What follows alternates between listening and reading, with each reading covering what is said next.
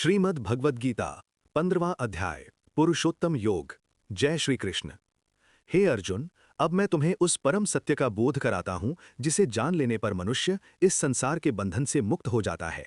इस जगत को तुम एक उल्टे अश्वत्थ वृक्ष के समान समझो, जिसकी जड़ें ऊपर परमात्मा में हैं और शाखाएं नीचे इस भौतिक संसार में फैली हैं।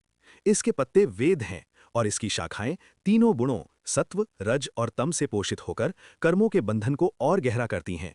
इस वृक्ष की जड़ें इतनी मजबूत हैं कि जीव बार बार जन्म और मृत्यु के चक्र में फंसता रहता है। हे अर्जुन, ये वृक्ष दिखने में विशाल है पर सत्य नहीं है। सत्य केवल वही है जो इससे परे है। जो मनुष्य वैराग्य और विवेक की तीक्ष्ण तलवार से इस वृक्ष को काट देता है, वही उस परम पद को प्राप्त करता है जहां पहुंचकर फिर लौटना नहीं पड़ता।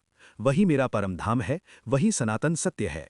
ये जान लो कि जीवात्मा एक शरीर को छोड़कर दूसरे शरीर में उसी प्रकार प्रवेश करती है जैसे वायु सुगंध को एक स्थान से दूसरे स्थान तक ले जाती है। इंद्रियां, मन और बुद्धि उसके साथ चलते हैं, किंतु इस रहस्य को केवल ज्ञानी ही देख पाते हैं। हे पार्थ, मैं ही सूर्य का प्रकाश हूँ, चंद्रमा की शीतलता हूँ, पृथ्वी की पोषण शक्ति हूँ और प्रत्येक प्राणी के भीतर स्थित होकर पाचन अग्नि बनता हूँ। वेदों को जानने वाला भी मैं हूँ और वेदों का अंतिम लक्ष्य भी मैं ही हूँ। इस संसार में क्षर शरीर है, अक्षर आत्मा है, पर इन दोनों से परे मैं पुरुषोत्तम हूँ। जो मुझे इस रूप में जानकर मेरी शरण में आता है, वही पूर्ण ज्ञान को प्राप्त करता है और वही सच्चे अर्थों में मुक्त होता है। हरि ओम।